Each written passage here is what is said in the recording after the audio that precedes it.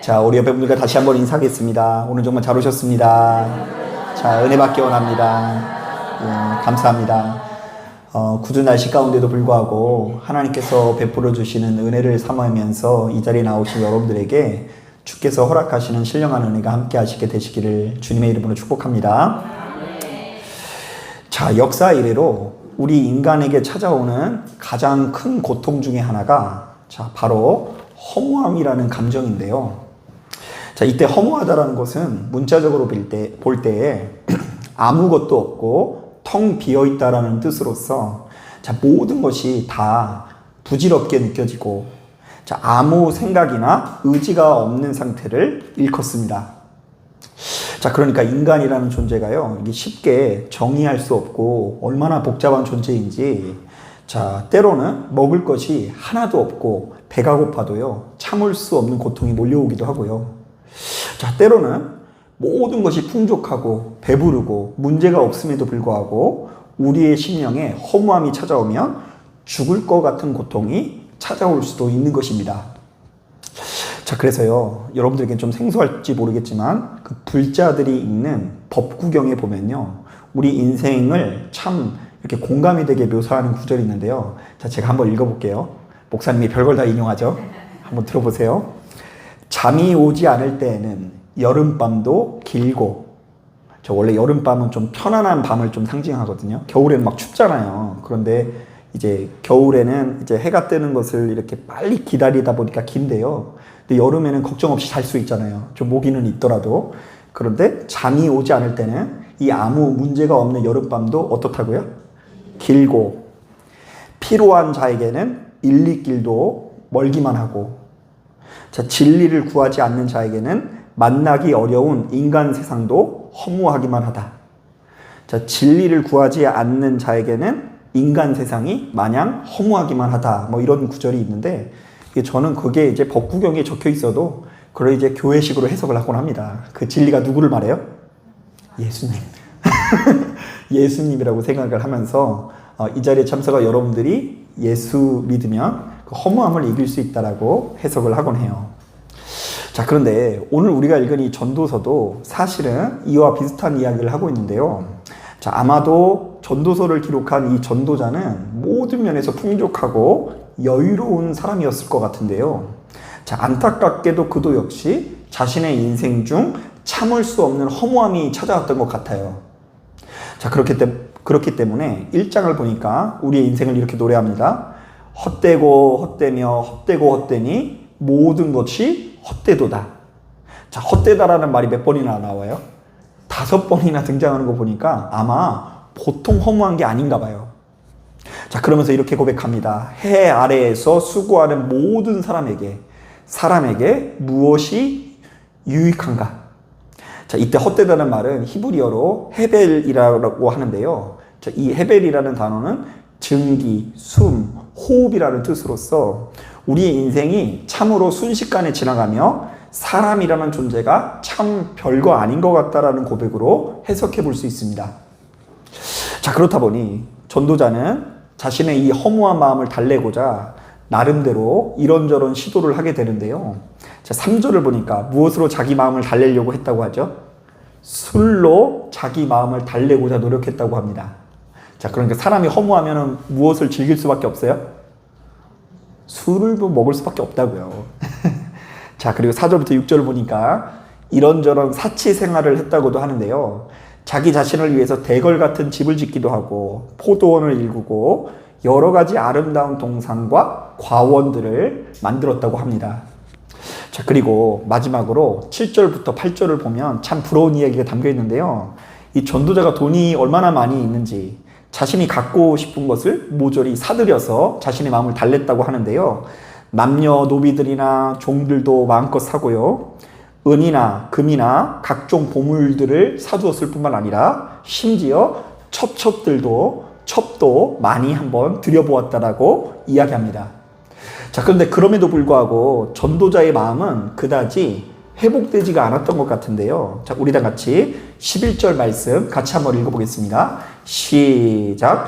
그 후에 내가 생각해 본즉 내 손으로 한 모든 일과 내가 수고한 모든 것이 다 헛되어 바람을 잡는 것이며 해 아래에서 무익한 것이로다. 자, 그러니까 전도자는 자신의 허망한 마음을 달래고자 이런저런 시도를 해보았으나 이 모든 것은 결국 바람을 잡는 것처럼 헛되게 느껴지고 조금도 유익하지 않았다라는 고백을 하는 거예요. 자, 이른바 전도자는 이런 고백을 남긴 셈인데요. 한번 따라해 보겠습니다. 이 모든 것이 무슨 소용이 있는가? 여러분, 제가 목회를 해보니까요, 사람은 결국이요, 자신이 사랑하는 것, 자신이 기쁘게 여기고 즐거워하는 것을 꼭 붙들고, 자, 그것을 절대로 놓지 않으려고 하는 본성을 가지고 있더라고요. 자, 그러니까 우리가 겉으로 보호할 때는요, 똑같이 누구 믿는 것 같아요? 하나님을 믿는 것 같은데, 자, 우리들의 삶의 깊은 곳을 면면을 다 보다 보면요, 입술로는 예수를 믿는다고 하면서도 실상은 자기들만의 즐거움을 꼭 붙들고 그것을 좀처럼 놓지 않고 포기하지 않는 기질을 가지고 있다는 거예요. 자, 제가 이 말씀을 준비하는 중에 잊고 있었던 기억이 하나가 생각이 났는데요.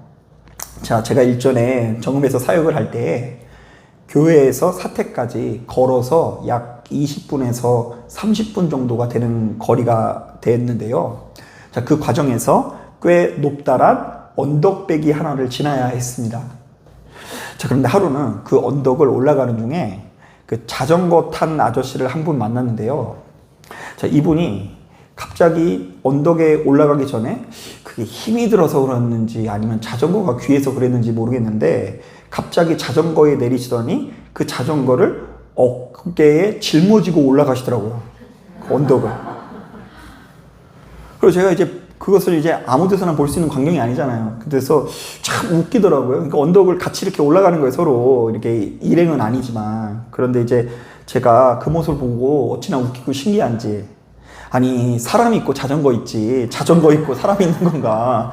아니, 저렇게 자전거를 샀으면 좀 스릴 있게 좀 타고 다녀야지, 저게 무슨 고생인가, 이런 생각이 들어가지고 힐끔힐끔 쳐다보는데요. 이분이 갑자기 신이 나서 저랑 같이 이렇게 올라가는 중에 자랑을 하는 거예요. 이거 하나도 안 무거워요. 이거 되게 비싼 거예요. 이렇게 얘기하면서 그 가격을 얘기해 주는데요. 제 기억으로는 아마 1,000만 원이 넘는 자전거였던 것 같아요. 그래서 이제 저는 그거를 요청도 안 했는데 갑자기 한번 들어보라고 하시더라고요. 그래서 들어봤더니요, 진짜 가볍긴 해요. 두 손가락으로 들어도 이 자전거가 왔다 갔다 거릴 정도로 이게 굉장히 가벼워요. 그래서 제가 놀래가지고 저도 이제 그렇게 가벼운 자전거를 처음 보니까, 야, 이거 진짜 좋네요. 저 이렇게 가벼운 자전거 처음 봤어요. 이러니까 이분이 마치 어린아이 같이 얼굴이 환해지면서 그 손자를 칭찬하는 그런 느낌으로 얼굴을 이렇게 환하게 미소 지으면서 어깨를 으쓱하면서 굉장히 기뻐하시더라고요. 자, 그러니까요, 이렇게 비싼 돈을 주기도 하고 그 언덕에서 자전거를 어깨에 짊어 다니면서 이렇게 주변 사람들에게 자랑하는 이유는 뭘까요? 자기가 사랑하는 그 자전거를요, 너무나 귀하게 여기는 마음이 있기 때문이에요. 자, 그러니까 여러분, 우리는 예수 천국 불신 지옥이죠. 그런데 그분들은요, 자전거 천국. 그 자전거 부서지는 건 지옥, 뭐 이렇게 생각할 것 같아요. 또한 제가 그 시와에 오기 전에 그 안산 월피동에서 몇 년을 살았는데요. 그 하필이면 저희 집 바로 앞에 그 실황 운동장이라고 참 운동하기 좋은 그 운동장이 이렇게 하나가 있어요. 마치 그 인조 잔디로 이렇게 쫙 깔려 있어가지고요. 축구를 하면요, 저쪽에서 막 조명도 비춰지고 해가지고요, 진짜 축구할 맛이 나는 아주 멋들어진 이렇게 경기장이 하나 있습니다. 자, 그런데 한 번은요, 그야말로 폭우가 엄청 쏟아지는 적이 있거든요. 그러니까 어느 정도냐면 걸어다니다 보면 마치 이 비가 너무 내 앞에서 막 누가 껴져가지고 눈을 뜨기 어려울 때 있잖아요. 이렇게 이건 누가 나를 하는 것 같다. 우산 써도 소용없고. 자, 그런데 그 와중에 누구보다 열심히 축구를 하는 사람들을 보면서 제가 혀를 내두른 적이 있습니다. 아니, 국가대표 선수도 아니고 이렇게 폭우가 내리면 좀 집에 좀 가지. 집에도 안 가고 그냥 야야 이쪽으로 패스해 슛슛 이러면서 골이 하면은 좋아가지고 막 골 막 이렇게 이야기하는데 여자분들 이해가 가세요? 이거 분명히 누가 시켜서 한 것도 아닌데 축구할 때 얻어지는 기쁨과 즐거움이 크니까 바로 그렇게 운동장에서 나름대로 헌신을 할 수가 있는 것입니다. 자, 그런데 엄연히 따졌을 때 여러분 지금 제가 남자들 이야기만 해서 그렇지 이거 우리 모두에게 해당되는 이야기인데요. 자, 이 자리에 참석한 누군가는요 지금 함께 어울려 노는 사람들의 모임에 소망을 거는 사람이 있을 수 있어요. 사람 천국, 외로움 지옥. 자, 누군가는요 쇼핑하는 데서 얻어지는 기쁨에 소망을 두는 사람이 있을 수 있어요. 여러분 TV에서 홈쇼핑을 틀어보면 다 필요한 것 같지 않아요? 막상 사면은 안 쓸 거면서 홈쇼핑 보면 엄청 싸게 느껴지고 막 덤으로 갖다 주는 것도 많은 것 같고 다 필요한 것처럼 느껴지는데 그때 그거 쓰면서 사실은 우리의 가지고 있는 괴로움을 한번 해소하는 느낌이 있는 거예요. 자, 그리고 또 우리 안에 이 아주 강력한 또 우상이 뭐냐면요. 또 누군가는 자신의 가족 내지는 자녀들이 가장 강력한 우상이 되어서 거기서 얻어지는 기쁨으로 살아가는 사람이 분명히 있을 수 있어요. 가족, 자녀. 자, 그렇기 때문에 저는 사람은 이 쾌락의 존재라는 이야기를 참 자주 하는데요. 자, 우리는 자신이 기쁨으로 여기는 무엇인가를 좀처럼 포기하지 못하고 자, 바로 그것으로 우리의 마음을 채우려고 하는 본성을 가지고 있습니다. 그래서 이제 도박을 알아도 못 끊어요. 나쁘다는 거 알아도. 마약을 나쁘다는 걸 알아도 반드시 그거를 끊을 수가 없어요. 야식을 나쁘다는 거 알면도 불구하고 우리는 좀처럼 끊을 수 없는 것이 우리의 본성이에요. 자, 그런데 바로 이런 우리들이 어떻게 해야 망령되고 허탄한 육체의 신화를 벗어버리고 전능하신 하나님 앞에 설 수 있을까요? 또한 우리에게 만연한 육체의 정욕과 그리고 안목의 정욕과 이생의 자랑을 넘어서 빛 대신 하나님 앞에 우리가 도대체 어떻게 나아갈 수 있을까요? 자, 아주 간단합니다. 크게 두 가지를 깨달아야 되는데요. 먼저 첫 번째로 우리가 인생의 어떤 계기로 인해서 지금껏 내가 즐겨왔던 모든 것들을 보면서 이게 다 무슨 소용이 있는가를 깨달아야 한다는 것입니다. 자, 한번 따라해 보겠습니다. 이게 다 무슨 소용이 있을까? 네, 이걸 깨달아야 돼요. 이게 다 무슨 소용이 있을까? 자, 그리고 두 번째로는요. 야, 진짜 모든 것들은 다 의미가 없고 나에게 진정한 만족을 주시는 분은 우리 하나님이라는 것을 깊이 깨달아야 되는데요. 자, 오늘 본문의 말씀을 꼼꼼히 묵상해보면 바로 그러한 이야기들이 담겨져 있어요. 자, 우리 2장 26절 말씀 같이 한번 읽어볼게요. 2장 26절 시작. 하나님은 그가 기뻐하시는 자에게는 지혜와 지식과 희락을 주시나 죄인에게는 노고를 주시고 그가 모아 쌓게 하사 하나님을 기뻐하는 자에게 그가 주게 하시지만 이것도 헛되어 바람을 잡는 것이로다. 자, 이때 이 하나님을 기뻐하는 자라는 것은요, 이게 다 무슨 소용이 있는가 하면서 기쁨을 얻기 위해서 누구한테 가는 사람을 말해요? 하나님께 나아가는 사람을 말하고요. 여기서 죄인이라는 말에 동그라미 쳐야 되는데요. 죄인은 성경 안에서 여러 가지 의미가 있지만 오늘 본문 안에서는요, 이곳저곳에 이렇게 사방을 유리하면서 이것이 다 무슨 소용인가를 깨닫지 못하고 다른 곳으로 자꾸 만족을 누리려고 하는 사람을 말해요. 자, 그러니까 다른 곳으로 지금 만족을 누리려고 하는 전도자의 모습을 보았죠. 전도자가 막 이상한 쇼핑도 해보고 처첩들도 많이 두고 이런저런 시도를 해봤지만 만족을 못 누렸죠. 그런데 바로 그 전도자의 어리석은 모습이 바로 여기서는 죄인이라고 정의하고 있는 거예요. 여러분, 우리가 바로 이것을 알아야 됩니다. 자, 이것이 지금 다 무슨 소용이 있는가? 또한 나의 영혼에 진정한 만족을 주시는 분은 오로지 누구시다고요? 하나님이시다. 자, 저는 이번 폭우 기간에도 다시 한번 이것을 깨닫게 되는데요.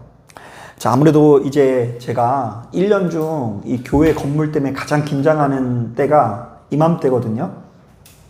자, 교회 집가 지하에 있다 보니까 이렇듯 폭우가 내리는 기간에는 여간 신경 쓰이는 것이 아닙니다. 그리고 올해는 왜 이렇게 장마가 길어요? 6월 달부터 장마가 시작된다고 했는데 아직까지도 장마고 다음 주도 또 장마래요. 그래가지고 이게 별로 기분이 안 좋은데, 왜냐하면 이제 나름 트라우마가 있어서 그래요. 그 몇 해 전에는 이 습도를 관리를 안 하니까 하늘에서 뭐가 내렸어요. 곰팡이가. 눈에 보이지 않지만 하늘에서 곰팡이가 내리더라고요. 여러분 믿으십니까? 뭐 믿을 건 아닌데, 진짜로 공기 중에 너무 이렇게 습도가 높으면 뭐 곰팡이가 있어서 온 사방분대 이게 내려가지고, 그거 우리 성도님들이랑 같이 닦느라고 되게 고생했거든요. 진짜 그런 것도 있고, 한 번은 이 습도 관리를 안 하니까 로비에서 실로함이 터졌어요. 마르지를 않아, 이게. 로비에서 물이 이렇게 맺히는 거예요. 닦으면 또 나오고, 닦으면 또 나오고. 은혜가 넘쳐야 되는데 습도가 넘쳐가지고. 그래가지고 제가 방법을 찾긴 찾았어요. 저기 그 에어컨 옆에 보면은 제습기 있잖아요. 그 영업용 제습기를 양쪽으로 틀어놓으니까 그 물을 24시간 빼내면서 오히려 공기가 평소보다 훨씬 더 이렇게 좀 뽀송뽀송한 느낌이 나요. 지금 제가 꺼놔서 지금 약간 습도가 많아서 그렇지, 요즘 기계가 참 잘 나와요. 그죠? 그래가지고 에어컨 워터 펌프로 연결해가지고 24시간 물을 뽑아내니까 이 교회가 뽀송뽀송해서 이제 그런 어려움이 없는데, 어찌됐건 걱정이 돼가지고 평상시보다 교회를 이렇게 자주 들려서 이곳저곳을 살피는데요. 어제 저녁에는 바로 이 과정에서 아무도 없는 예배당에 와서 혼자 앉아서 기도하고, 오늘 새벽 예배 때 전할 말씀을 준비하는데요. 야, 왜 그렇게 평안하고 행복한지. 자, 그래서 저의 입술에서 이런 고백이 절로 나왔어요. 하나님, 저는 참 행복한 성전 문지기입니다. 이거 이번 주일날 전할 말씀이에요. 다시 한번 광고를 빠지지 말라고 말씀드린 거예요. 이제 주일날 주의 궁전에서 한 날이 다른 곳에서 첫날보다 나은즉, 악인의 장막에서 사는 것보다 내 하나님의 성전 문지기로 있는 것이 좋사오니 여호와 하나님은 해요 방패이시라. 지하에 있어도 걱정할 필요가 없어요. 하나님께서 뭐가 되시니까? 해가 되시고 방패가 되시기 때문에. 그리고는요, 어제 따라서 제가 일찍부터 바로 이런 즐거움에 눈을 뜨고 하나님과 친밀한 교제를 갖게 되었다라는 것 자체가 참 감사한 마음이 들더라고요. 그래서 저 나름대로 누가 시키는 사람은 없어도 수도원 생활을 나름대로 하고 있구나. 이런 생각이 들었어요. 사랑하는 여러분, 진리는 결국 목사님의 말씀이 훌륭해서 그것을 잘 듣는 게 열매 맺는 것이 아니라요, 이 진리라는 것은 결국 지금껏 내가 즐겨왔던 모든 것들을 보면서 이것이 다 무슨 소용이 있는가를 깨닫고, 나에게 진정한 만족을 주시는 분이 우리 하나님이라는 것을 깊이 깨닫는 자의 것이라는 것을 여러분 기억하셔야 돼요. 여러분, 지금 내 인생이 구질구질하다고 해서 나보다 잘 나가는 사람들 너무 쫓아다니면서 어울리려고 하지 마세요. 괜히 그러면 그럴수록 내가 더 초라하게 느껴질 수 있어요. 여러분, 정말로 지금 내게 있는 것이 아무것도 없는데 진짜 남들이 화려하게 살아가는 걸 바라보면서 그거 흉내내면서 그렇게 살지 마세요. 빚내서 그렇게 산다고 해서 나의 인생이 쨍하고 해 뜨는 것 아닙니다. 오히려 우리 안에 있는 평안과 기쁨을 잃어버리는 통로가 되어줄 수 있는 것입니다. 진리는 나에게 진정한 만족을 주시는 분이 우리 하나님이라는 것을 깊이 깨달은 자의 것인 것입니다. 자, 그런데 만약 우리가 입술로는 하나님을 믿는다고 하면서도 지금껏 내가 즐겨왔던 세상 즐거움들이 별 소용이 없다라는 것을 깨닫지 못하면 우리가 어떻게 될까요? 또한 나에게 진정한 만족을 주시는 하나님과 교제하는 법을 10년, 20년, 30년이 지나도록 배우지 못하고 맨날 쓸데없는 것에만 마음을 뺏긴다면 우리는 어떻게 될까요? 아마도 이제껏 우리가 경험했었던 실패들을요, 또다시 반복할 수밖에 없을 것입니다. 자, 그렇다고 오해는 하지 마세요. 저는 지금 예수 믿기 때문에 세상의 모든 것들은 뒤로 하고 오로지 기도와 말씀, 교회에만 있어야 된다는 이야기를 하는 거 아니에요. 여러분 괜히 제가 전하는 이야기 듣고 임영웅 오빠 노래 듣는 거 너무 이렇게 죄스러워할 필요는 없어요. 그리고 경치 좋은데 여행을 간다거나 즐거움을 누리는 거, 이거 다 경계하라고 하는 이야기 아니에요. 끊어버리라는 얘기는 아니에요. 다만 그보다는 우리의 중심, 내 마음의 가장 귀한 한 자리에 누구를 모셔두고 있는지의 문제를 좀 주목하라는 이야기예요. 자, 내 안에 정말로 이 마음의 허무함, 내 마음 심령 깊은 곳에 사람이 어찌할 수 없는 고통과 괴로움이 왔을 때 나는 그것을 무엇으로 다루고 있는가? 그것을 무엇으로 해결하기 위해서 노력하는가? 사람이 해결해 줄 수 없는 영역이 있다. 물질로도 해결해 줄 수 없는 영역이 있다. 우리의 심령에는 오로지 하나님만이 해결해 줄 수 있는 영역이 있어서 그것이 충족된 상태로 사람을 만날 때에 우리가 자유함을 누리고, 그것이 충족된 상태로 우리에게 주어져 있는 물질을 다룰 때 세상 사람 날 부러워 아니하여도 나도 역시 세상 사람 부러워하지 않는 깊은 평안과 은혜를 누릴 수 있다는 거예요. 아멘. 여러분, 하나님과 깊은 교제를 쌓고 거기서 얻어지는 기쁨을 소중히 여기시길 바랍니다. 그래서 이제 오늘 참 행복하고 즐거운 게 뭐냐면요, 저는 이렇게 교회에 와보면 벌써 누가 왔다 갔는지 그걸 다 알 수 있거든요. 무섭죠? 저는 문 열어놓은 각도, 그리고 실내와 얹어놓은 각도 다 외우고 있어요. 근데 이제 누군가가 분명히 기도하시고 가는 흔적이 있더라고요. 그래서 이제 감사해가지고요, 그래서 하나님 앞에 이렇게 기도했어요. 하나님, 성전 문지기로 살아가는 참 행복한 삶인데 나뿐만 아니라 누군가 그러한 삶을 누리게 하시니 감사를 드립니다. 제가 굳이 그 사람 누군지 알려고 할 필요 없겠죠.